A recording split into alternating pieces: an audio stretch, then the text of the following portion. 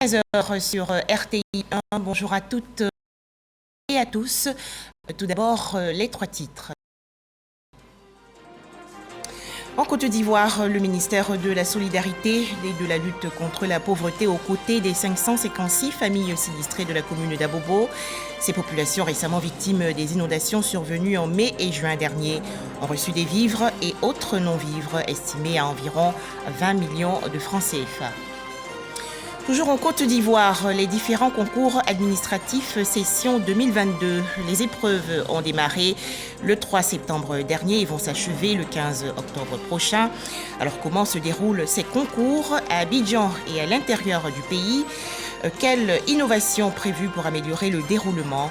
Le point dans ce journal. Enfin au Tchad, l'investiture aujourd'hui du président de la transition, Mahamat Déby Itno. Soulagement pour les populations de Tambi dans la région nord-est du pays. Elles avaient été victimes il y a quelques jours d'une forte tornade. Elles ont reçu récemment une ambulance, des vivres et non-vivres à l'occasion de la fête de l'Ignam. C'est un don du ministre d'État, ministre de l'Agriculture, Kobenan Kwasi Adjoumani, soutenu par son homologue de la solidarité et de la lutte contre la pauvreté, Belmonde Dogo. Les détails dans ce reportage de Herman Niamia. Le ministre d'État, ministre de l'Agriculture et du Développement rural et la ministre de la Solidarité et de la lutte contre la pauvreté dans le village de Tambi, sous-préfecture de Sorobango, dans le département de Bondoukou. Les deux membres du gouvernement répondaient ainsi à une invitation pour la célébration de la fête de l'Ignam dans ce village. Leur présence restera dans les annales de l'histoire de ce village nafanan, car ils sont arrivés les bras chargés pour soulager la population. Le ministre d'État, Kobenan Kwasi Adjoumani, a offert au nom du président de la République Alassane Ouattara une ambulance médicalisée au centre de santé rural de Tambi. Avant, quand on partait dans les grandes cérémonies, les doléances étaient de nature à parler de l'électricité. Aujourd'hui, on parle peu de l'électricité parce que la plupart de nos villages sont électrifiés. Ceux qui ne le sont pas, les poteaux sont en train de venir. La ministre de la Solidarité et de la lutte contre la pauvreté, quant à elle, n'a pas caché sa joie de se retrouver sur les terres de son aîné, le ministre d'État Kobenan Kwasi Adjoumani, et de participer à cette fête de l'Ignam. Sa présence était également l'occasion pour elle d'apporter le soutien et la solidarité du gouvernement à la population suite à une tornade qui s'est abattue sur le village le 15 avril 2021 et qui a occasionné plusieurs dégâts matériels. Dans ses bras, des vivres et non-vivres composés de 2 tricycles, 20 tonnes de ciment, 100 feuilles de tôle, 100 sacs de riz, 20 cartons d'huile, 25 cartons de savon et 20 cartons de tomates en plus du numéraire. Je vous demande de continuer. Que ces liens ne se brisent pas. Ces liens d'union, de cohésion, de solidarité, en toutes ces ethnies ne se brisent pas. Que nous soyons lobby, Koulango, Nafana, le plus important, c'est d'être de Bondoukou, c'est de venir de cette terre. Le porte-parole des populations et le député de Sorobango et de Tagadi, Karakofi Paulin, ont exprimé leur gratitude aux deux membres du gouvernement pour avoir effectué le déplacement. Ils se sont également réjouis des nombreuses actions de développement initiées par le président de la République Alassane Ouattara dans la région du Gontougo. Un ouf de soulagement également pour les 556 familles fortement impactées par les inondations survenues en mai et juin dernier dans la commune d'Abobo. Ces sinistrés ont reçu récemment environ 20 millions de francs CFA en vivres et numéraires, un don du ministère de la Solidarité et de la lutte contre la pauvreté. Les précisions de Franck Quadio. Mairie d'Abobo, des vivres pour 556 ménages de la commune, victimes des récentes inondations. Ces ménages, recensés par l'Observatoire de la solidarité et de la cohésion sociale, ont, durant les mois de mai et de juin 2022, subi les affres des intempéries. Dans la pluie, on en a beaucoup, on a perdu beaucoup. Il y a des maisons qui sont inondées carrément, mais même pas rentrer dans la maison. On marche dans la boue pour rentrer dans la maison. Bon, Dieu merci, la ministre a pensé à nous. Un don à quelqu'un qui est sinistré et qui a les difficultés, ça c'est un don de Dieu. Et ces dons sont bienvenus. Mais le message qu'il y a à retenir, c'est d'écouter les consignes lancées par le gouvernement pour que nous ayons moins de dégâts. Des vivres, d'une valeur de plus de 17 millions de francs CFA, dont 300 sacs de riz et plusieurs centaines de cartons de pâtes alimentaires et d'huile, entre autres, et même des numéraires d'un montant de 1 500 000 francs ont été remis par la directrice de cabinet représentant la ministre de la Solidarité et de la lutte contre la pauvreté, Miss Belmont Dogo. Des soutiens en numéraire, en vivres et non-vivres et en prise en charge médicale ont été apportés aux victimes et à leurs familles par le président de la République et le gouvernement. Aujourd'hui, nous sommes ici à la mairie d'Abobo parce que plusieurs familles dans les quartiers de la commune ont vécu des moments difficiles d'inondation. Le ministère de la Solidarité et de la lutte contre la pauvreté, au nom du gouvernement, voudrait leur dire Yako. Les récentes pluies ont durant 2 mois causé de nombreux dégâts. 33 000 ménages ont malheureusement été touchés, selon l'envoyé du ministre de la Solidarité. Elle a par ailleurs invité les populations à libérer les zones à risque. Un tout autre sujet à présent, les concours administratifs session 2022 en Côte d'Ivoire. Ils ont démarré le 3 septembre dernier à Abidjan et à l'intérieur du pays. Les épreuves vont s'achever le 15 octobre prochain. Alors comment se déroulent ces concours? Quelles innovations prévues pour améliorer le déroulement? Les explications détaillées de Grâce Kando. Concours administratif session 2022.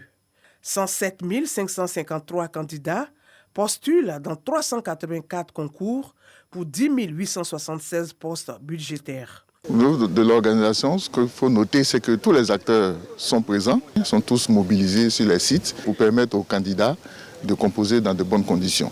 Donc tout le monde est là, tout le monde joue son rôle et nous avons l'accompagnement de la gendarmerie nationale pour la sécurisation des sites et des épreuves de composition. Donc pour l'instant, tout se déroule parfaitement, aussi bien à Abidjan que dans les autres localités du pays qui abritent effectivement des compositions. Démarré le 3 septembre dernier, les compositions se poursuivent dans les 10 chefs-lieux des régions et dans les 300 centres de composition retenus à cet effet. Avant le démarrage, des cours en ligne ont été initiés au profit des candidats. On a fait des cours de préparation et des fois aussi à la télévision. Et il y a des experts qui nous expliquaient les démarches à suivre. Et on a bénéficié de tous ces avantages. Et lorsqu'on a des difficultés, on partait aussi sur nos espaces fonctionnaires pour nous accueillir des informations. Et ça nous a beaucoup profité. J'ai suivi le cours en ligne. Tout s'est très bien passé. Avec ça, ça peut aller. Pour cette édition 2022, les concours ont été ouverts à la diaspora. Il s'agira de concours sur étude de dossiers pour certains postes pour lesquels nous cherchons des Ivoiriens de très haut niveau qui ont déjà certaines expériences. Et donc, il y a seulement 10 concours qui sont ouverts à l'extérieur de la Côte d'Ivoire et le processus est en cours. Et tous ceux de la diaspora qui sont en Europe, en Asie ou aux États-Unis peuvent, via les canaux qui sont ouverts au niveau Internet, ils pourront donc s'inscrire en ligne, ils pourront apporter leurs dossiers et le moment venu, ces dossiers seront analysés par nos équipes afin de retenir, encore une fois, les meilleurs. Cette mesure fait partie des innovations apportées dans l'organisation des concours administratifs. Pour la crédibilité, des dispositions sont aussi prises. Il y a tout un dispositif qui est mis en place pour crédibiliser les résultats. L'année dernière, cela a donné des résultats probants. Et cette année, le dispositif a été reconduit et renforcé pour assurer la crédibilité des résultats qui vont être donc proclamés selon le mode opératoire donc, indiqué par Madame le ministre, c'est-à-dire par vagues successives à mesure que les candidats composent. Toutes les innovations que nous avons déployées en 2021 continuent cette année et vont être renforcées. Quand je parle d'innovation, je parle donc des feuilles de composition personnalisées, du scannage des copies, aussi du relevé des notes automatisées. Donc ce ne sont pas des hommes qui relèvent les notes, c'est le système informatique qui récupère les notes des candidats et on fait le traitement pour donc publier les résultats à la suite donc, des délibérations. La plupart des compositions se font sur table. Certaines sont assistées par ordinateur, notamment pour les compositions des emplois de secrétaires et d'informaticiens. Tout ce process est assuré par un ensemble d'organes supervisés par les préfets. Nous veillons à ce que tout se passe bien. Les différents examinateurs, les différents surveillants, tout le personnel du cabinet du ministre et tous ceux qui sont des parties prenantes à l'organisation de son concours. C'est là le rôle de supervision, c'est ce que nous assumons. Et donc nous pensons que tout se passe bien. Les secrétariats des concours ont aussi leur rôle à jouer. Le secrétariat, c'est la cheville ouvrière même du centre, parce que c'est le secrétariat qui vient la veille déjà pour préparer le centre, coller les fiches des tables, coller les listings sur les portes pour que les candidats puissent déjà se retrouver et puis mettre les surveillants en salle après avoir donné tout ce qu'il y a comme consigne. Puis il faut contrôler copie par copie, voir si les surveillants ont rempli correctement tous les documents qu'on leur a confiés. Et puis après ça, on fait le paquetage et puis les copies retournent avec les gendarmes. Célérité, transparence et équité, c'est le triptyque autour duquel se déroulent les concours administratifs de la session 2022. Accéder à la fonction publique n'est pas un exercice facile parce que nous voulons recruter les meilleurs. Nous voulons recruter des Ivoiriens qui sont capables de porter cette administration pour en faire une administration performante, une administration efficace. 3 semaines après chaque session de composition, les candidats prennent connaissance de leurs résultats en consultant sur le site du ministère de la fonction publique www.fonctionpublique.gouv.ci. Toujours en Côte d'Ivoire, le centre de perfectionnement au métier de la mécanique et de l'électricité, établissement situé dans la commune de Koumassi, désormais doté d'un atelier de pratique entièrement équipé. Une initiative de partenaires européens, notamment l'Agence autrichienne de développement et l'Institut européen de coopération et de développement. Objectif, soutenir et renforcer l'apprentissage des jeunes étudiants inscrits dans cet établissement scolaire. Pour en parler, Jean-Louis Gbangbo. Inauguration d'un atelier et plusieurs équipements présentés. Coût total environ 26 millions de francs CFA. L'action s'inscrit dans le cadre du programme de formation par apprentissage au brevet de technicien en maintenance industrielle, BTMI.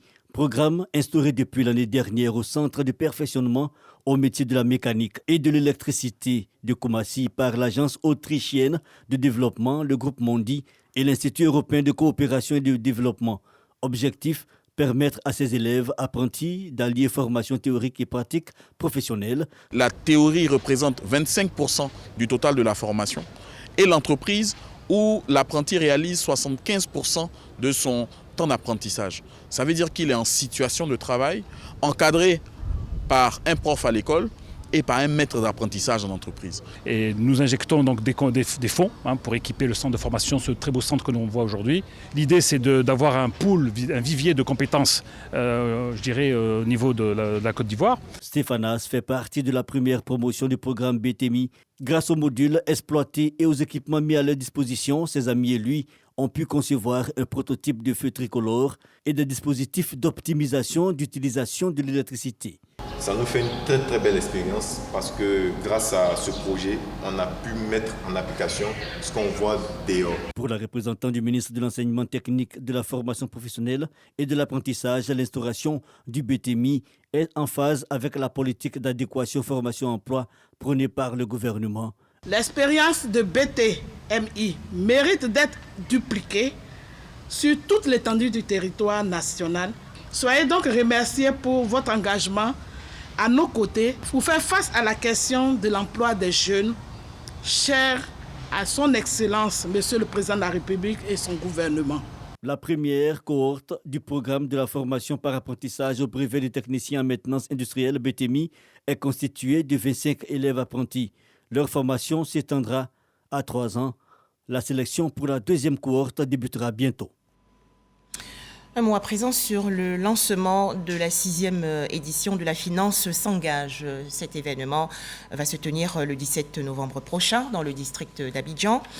Thème retenu pour 2022, accroître l'attractivité des petites et moyennes entreprises, les PME, pour renforcer le financement. Les explications détaillées de Dangui Dangui. Le besoin de financement des petites et moyennes entreprises PME en Côte d'Ivoire est estimé à 3 000 milliards de francs CFA selon des experts de la question. On comprend pourquoi les promoteurs de la 6e édition de la Finance s'engage ont retenu le thème « Accroître l'attractivité des PME pour renforcer le financement. Un des défis que nous avons est la question de l'attractivité, donc de la structuration et de l'attractivité des PME pour avoir accès à ces financements-là. Donc on voudrait vraiment mettre l'accent sur les questions d'attractivité, de renforcement des capacités des PME pour leur permettre d'accéder au financement et accélérer leur croissance. Si la dernière édition a permis de mobiliser 1 295 milliards de francs CFA pour le financement des PME et renforcer et former 600 PME dans le programme d'éducation financière, la 6e édition promet plus. Bon, le bilan chiffré, c'est autour de 1 300 milliards de francs CFA pour l'année dernière, et nous attendons cette année beaucoup plus. Les résultats ne sont pas encore compilés, mais je crois que ça suit effectivement le niveau de croissance de la Côte d'Ivoire, et nous attendons donc beaucoup plus que ces 1 300 milliards de l'année dernière. La 6e édition de La Finance s'engage aura lieu le 17 novembre prochain à la maison de l'entreprise à Abidjan Plateau. Au menu, la matinée scientifique, des ateliers dédiés aux PME et les awards de financement pour récompenser les meilleurs acteurs de la chaîne. D'Imbokro, dans la région centre du pays, les membres du comité de veille et de suivi de la cohésion sociale ont participé récemment à un atelier. Les travaux ont porté notamment sur la prévention et la gestion des conflits. Les explications tout de suite de Kader Sogodogo de RTI Bouaké. Atelier de formation des membres du comité de veille et de suivi de la cohésion sociale de la délégation du médiateur de la République du Nzi, Ifou Moronou. Il s'agit d'inculquer à ces acteurs leur mission de prévention et d'appui à la gestion des conflits. À la salle de réunion de la préfecture de Dimbokro, les participants ont également été instruits sur la mission des comités et les règles d'éthique à observer. Suzanne Zekre Nguessan Haddad, secrétaire générale de l'institution Le Médiateur de la République, à l'ouverture du séminaire, a tenu à réaffirmer les attentes. Le médiateur délégué est dans une localité donnée, à son siège. Et très souvent, sa région est très vaste. Il ne peut pas se déplacer à tout moment pour savoir qu'est-ce qui se passe dans sa localité, dans toute sa région. Il a donc besoin de personnes, des personnes ressources, formés d'une certaine manière, qui peuvent détecter dans la population, dans les rumeurs, dans toutes sortes d'actes que pose la jeunesse ou autres personnes, si ce sont des actes qui vont créer des conflits et surtout des conflits ouverts. Une étape importante pour mener à bien la mission à Dimbokro. Nous pensons que le comité de veille et de suivi de la cohésion sociale que le médiateur de la République a bien voulu mettre en place au niveau de Dimbokro est armé, prêt à prendre en main les différentes situations de conflit. Système d'alerte précoce, système de gestion des rumeurs et des discours de haine ont été développés au cours de l'atelier. Tous et unis contre le coronavirus.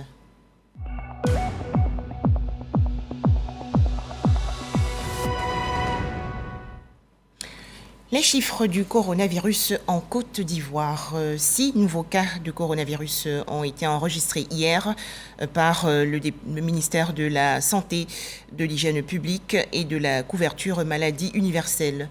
La Côte d'Ivoire dénombre donc actuellement 87 428 cas confirmés de coronavirus, 86 552 personnes guéries, 826 décès et 50 cas actifs. Faisons-nous tous vacciner contre le coronavirus et surtout respectons les gestes barrières. Toujours au chapitre santé, octobre, mois dédié à la lutte contre le cancer du sein. Le Centre national d'oncologie médicale et de radiothérapie Alassane Ouattara a initié récemment des séances de dépistage gratuits à l'endroit, bien sûr, des femmes. Plus de 500 femmes ont ainsi répondu favorablement à cette campagne de dépistage. Les détails, Franck Quadio. Le cancer du sein découvert tôt peut se guérir et l'ablation n'est pas obligatoire. La cible semble bien mesurer la portée du message. Elles sont donc venues en nombre, des femmes et des jeunes filles, pour participer à l'opération de dépistage initiée par le CNRAO, Centre national d'oncologie médicale et de radiothérapie, Alassane Ouattara. Quand il y a un antécédent de cancer dans la famille, il est fort probable que tu aies aussi le cancer. Étant donné que ma maman a eu un cancer, donc à chaque fois je viens me faire dépister pour éviter des surprises désagréables. Je suis venue me faire dépister pour pouvoir prévenir la maladie au fait. Je dis donc à mes jeunes sœurs de venir se faire dépister car pour le cancer du sein, il n'est pas question d'âge. En 2020, la Côte d'Ivoire a enregistré 3306 nouveaux cas de cancer du sein, dont 1785 décès, selon l'Organisation mondiale de la santé. À travers cette campagne de consultation gratuite, le CNRAO affiche sa volonté de réduire le nombre de cas dans le pays. La directrice du centre exhorte les femmes à inclure le dépistage dans leurs habitudes, remède efficace dans la lutte contre le cancer du sein. La gratuité dans notre contexte est aussi un élément qui encourage les personnes à venir. C'est un appel à lancer à toutes les femmes de 20 ans et plus. Venez vous faire examiner.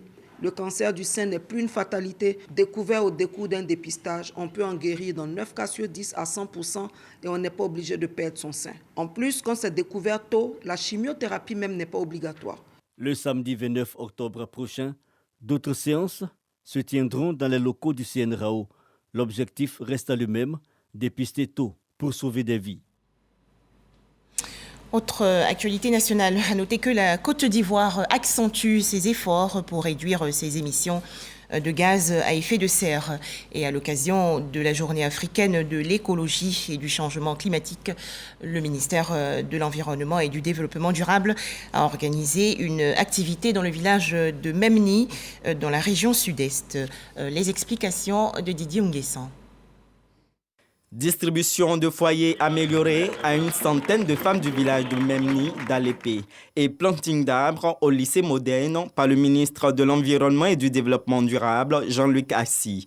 2 temps qui marquent la journée africaine de l'écologie et du changement climatique.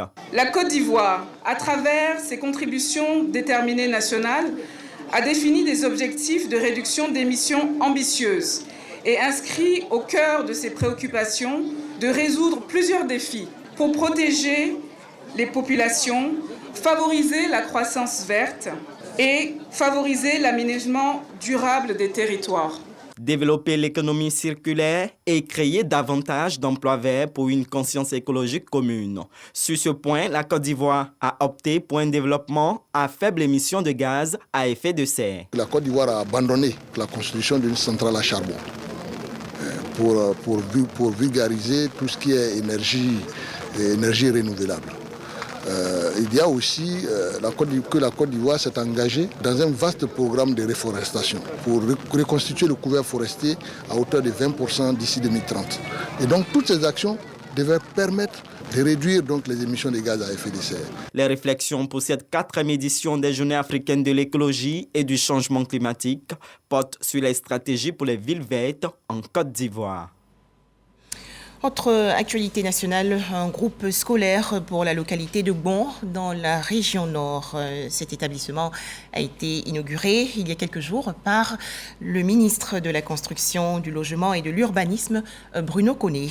On fait le point tout de suite avec Charles Tatou de RTI Bouaké. À l'actif d'un cadre de Gbon, ce bâtiment de 3 classes réalisées vient compléter à 12 les salles de classe de l'EPP Gbon 1, érigé en groupe scolaire depuis 4 ans, mais du fait de l'insuffisance de ces bâtiments fonctionnait avec une seule classe de CM2. Sur l'invitation du donateur, le ministre de la Construction, du Logement et de l'Urbanisme, Bruno Nabagné-Koné, est à Gbon pour l'inauguration. Le gouvernement fait beaucoup. Malheureusement, le gouvernement ne peut pas tout faire.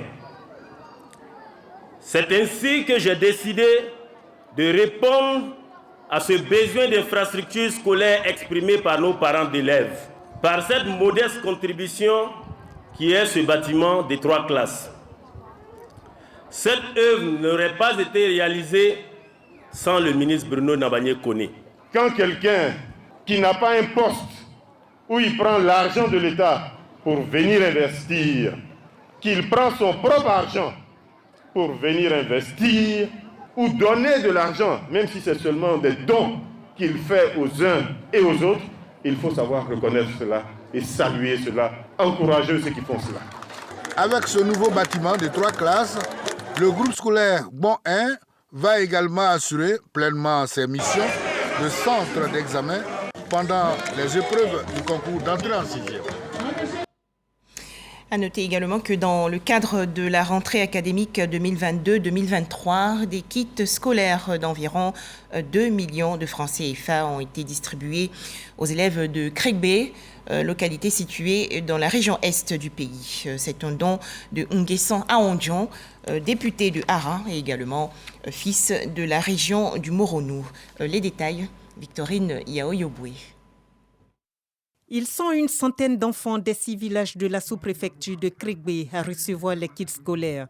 Remise faite par le représentant du député d'Hara, Nguessan Aondjon. Le geste d'Étienne Assonvo, appuyé de paroles d'encouragement à l'endroit des jeunes bénéficiaires afin qu'ils ne puissent se détourner de l'école.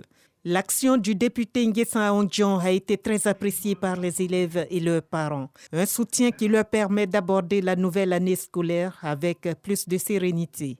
Tout en saluant ce don aux élèves, les responsables des différents établissements présents ont soumis quelques difficultés auxquelles ils sont confrontés qui peuvent impacter négativement l'encadrement des enfants. L'on pourrait citer entre autres la vétusté des salles de classe. L'école étant obligatoire, les responsables d'établissement continuent de sensibiliser les parents sur la nécessité de l'extrait de naissance. Plusieurs élèves du monde rural ne passent pas le cap du CM2 faute d'extrait de naissance. La communauté musulmane a commémoré récemment le Maoulid, ou la naissance du prophète Mahomet. À Bondoukou, dans la région nord-est du pays, les fidèles musulmans ont été exhortés à s'ouvrir à Dieu, à l'image du prophète de l'islam. Pour en parler, Herman Niamia. Prières et conférences à Bondoukou pour commémorer la naissance du prophète Mahomet. Les fidèles musulmans de la cité aux 1000 mosquées se sont mobilisés massivement pour prendre part à la célébration du Maouloud. Dans sa prédication, le grand imam de Bondoukou, Timité Soumaïla, les a exhortés à s'inspirer de la vie du prophète Mahomet pendant qu'il était sur terre, en cultivant la paix et la cohésion autour d'eux afin d'expérimenter l'idéal prôné par l'islam. Nous sommes à joie parce que c'est la Maouloud de Mohamed, notre prophète, Mohamed sallallahu alayhi wa sallam. C'est le même jour qu'il a vu le monde. Donc si ça arrive, tous les musulmans doivent être en joie, voilà, pour fêter. Plusieurs autorités administratives et politiques de la ville, notamment le ministre-gouverneur du district autonome d'Izanzan et le maire de Bondoukou ont pris part à cette célébration. C'est un moment aussi de spiritualité, un moment d'introspection et de remise en cause. Remise en cause pour tendre vers la perfection. Seul le prophète Mohammed sallallahu alayhi wa sallam est parfait. Comme il est de coutume à Bondoukou, la commémoration de la naissance du prophète Mahomet a commencé d'abord la veille dans la nuit au quartier Kamagaya. L'orateur de cette cérémonie, Kamagate Assouman, a invité les fidèles musulmans à être des modèles à l'image du prophète. Ils ont également prié pour les autorités ivoiriennes et pour la paix en Côte d'Ivoire. En image, la coopération Côte d'Ivoire-Mexique. En effet, l'INSAC, l'Institut national supérieur des arts et des actions culturelles, et l'Institut national des beaux-arts et de la littérature du Mexique ont signé un partenariat. Le document porte sur la formation des étudiants, des enseignants et également des échanges de curricula de formation. À noter que cette signature s'est déroulée lors du séjour à Mexico de la ministre ivoirienne de la Culture, Françoise Remarque. En image également, l'actualité hors de chez nous. Grand rassemblement aujourd'hui au palais du 15 janvier au Tchad. En effet, le président de la transition, Mahamat Déby Itno, prête serment. Cette cérémonie d'investiture se déroule à N'Djamena, la capitale. Ce rappel pour terminer votre émission, ça fait l'actualité, sera diffusée à 16h précise sur RTI 1. Ce sera en direct.